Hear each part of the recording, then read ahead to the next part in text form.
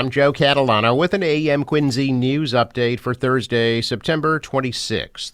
One lane of traffic will be closed along a portion of Quincy Shore Drive beginning today. The state says one lane will be closed outbound between Billings and North Streets daily from 9:30 a.m. to 3:30 p.m. to accommodate a National Grid gas valve replacement project. The lane closure will be in place on the weekdays through next Thursday, and a police detail will be on site. A red line service suspension that began earlier this month will be expanded to include the Ashmont branch on Saturday.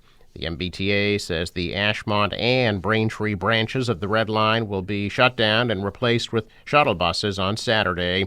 The suspension will return to its previous location of the Braintree branch only on Sunday, and then train service will resume on the Braintree branch on Monday. The T says the expansion of the service suspension is to include the Ashmont branch and allows work crews to take advantage of equipment already in the area to perform critical track work to remove a speed restriction on the Ashmont branch. Crews will also perform proactive overhead tunnel inspections on the Ashmont branch. Free and accessible shuttle buses will stop at all stations on the Ashmont branch between Ashmont and JFK UMass, as well as the Braintree branch between Braintree and JFK UMass. Riders are encouraged to use the commuter rail for fare-free service between Braintree, Quincy Center, JFK UMass, and South Station. The Quincy Police Department is looking for volunteers to assist with a joint MBTA subway evacuation drill.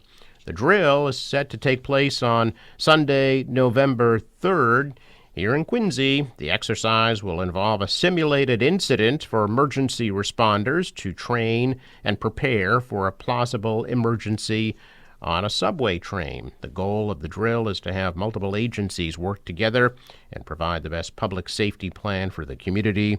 You can complete a volunteer sign-up form posted on the Quincy Police Department website. If you'd like to take part in the evacuation drill, the deadline to sign up is October 16th. The Healey-Driscoll administration has awarded more than $12.4 million in federal traffic safety funding to promote safer roads in communities across Massachusetts. City of Quincy was awarded just over $50,000. The funds, awarded to municipal police departments through the Municipal Road Safety Grant Program, will allow departments to afford initiatives that include conducting traffic safety enforcement, bicyclist and pedestrian safety enforcement, non-enforcement activities such as trainings or community events, and purchasing traffic safety equipment or safety items to distribute in the community, such as bike helmets. Preparations are well underway here in Quincy for the November 5th presidential election. City Clerk Nicole Crispo says 2 weeks of early in-person voting will begin on October 19th. That first weekend will be at the Central Middle School, and then early voting takes place at City Hall through November 1st. October 26th is the last day to register to vote in the November election, and October 29th is the last day to request a mail-in ballot. Crispo urges voters who want a mail-in ballot to request it as soon as possible. Mail-in ballots must be received at the city clerk's office by 8 p.m. on November 5th.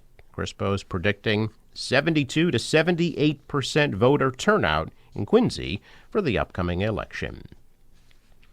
A proposal for a new apartment complex in North Quincy is one step closer to approval. Zoning Board of Appeals this week voted unanimously in favor of the plans for an 8-story, 139-unit building on Hancock Street. At the current site of Domino's Pizza and an electrical supply company, Tremont Quincy LLC is proposing the new development that will have 134 parking spaces within the new development. The proposal was downsized from the initial plans for a 16-story, 240-unit building that was made 3 years ago. Some residents raised concerns about traffic and flooding in the area. But the zoning board said those issues would be addressed by the planning board, which has yet to vote on the project. Part of the rehabilitation of Forbes Hill Park in Quincy will include the restoration of the historic Forbes Hill Water Tower. Quincy Mayor Thomas Koch says although the tower itself is fine, it's not safe to go into right now. The tower was built in 1899 and originally stored over 300,000 gallons of water right next to the former reservoir. The tower was taken out of service in 1955 and the reservoir was filled in and a park was created. The tower is now on the Register of Historic Places. This past summer, the city completed a new basketball court, new tennis and pickleball court, and new children's playground at Forbes Hill Park. A new walking path will be built, and 30 new trees will be planted this fall. An attorney for Karen Read has petitioned the highest court in Massachusetts seeking the dismissal of 2 charges, including murder, that she faces in the death of her Boston police officer boyfriend.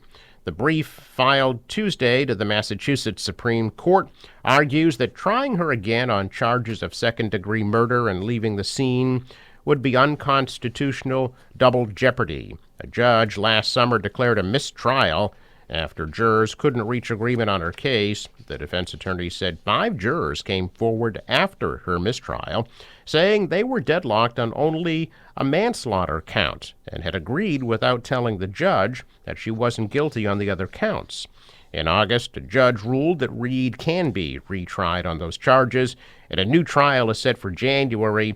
But Read's attorney, Martin Weinberg, challenged the decision in his brief, arguing it was wrong to suggest that a double jeopardy challenge couldn't successfully be mounted, even if all 12 jurors attested to a decision to acquit Read on those 2 charges. The Norfolk District Attorney's Office has until October 16th to file its response. First responders are praising the quick thinking of an off-duty nurse from Boston Medical Center who saved the life of a man who suffered cardiac arrest in Duxbury earlier this month. Paul McDermott was biking along a Duxbury trail on September 1st when he collapsed near Elm Street, suffering a heart attack known as the Widowmaker. The medical emergency was reported to 911 at about 11 a.m. Carrie Sanson, an off-duty nurse, was the first to intervene. Police officers were the next to arrive. They took over CPR until paramedics arrived. They used a defibrillator to restore McDermott's heartbeat. Fire Chief Robert Reardon in Duxbury used the statement about the incident to emphasize the importance of knowing CPR.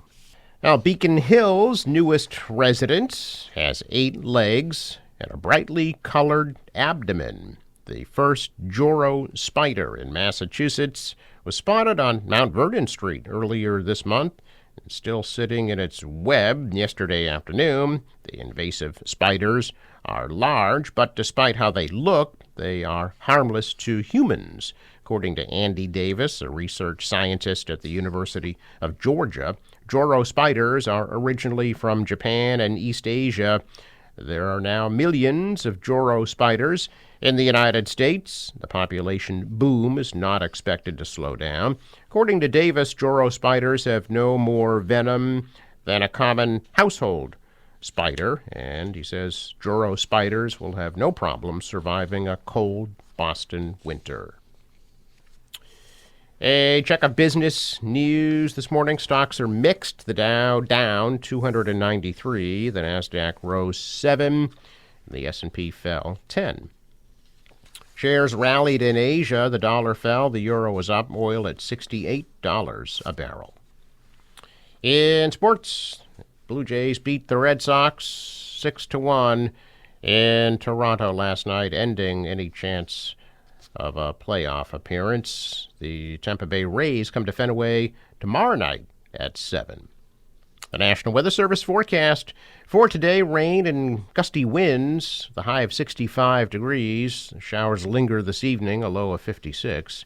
Tomorrow may start out damp, but then turn partly sunny. High tomorrow 74. Partly sunny Saturday, high 70, and sun and clouds Sunday, high 72. The marine forecast calling for Waves of anywhere from 2 to 5 feet. A southerly wind at 5 to 10, gusting to 20 knots at times. High tide 7:24 p.m. Sunrise 6:36. Sets at 6:33. I'm Joe Catalano with an AM Quincy news update for Thursday, September 26th.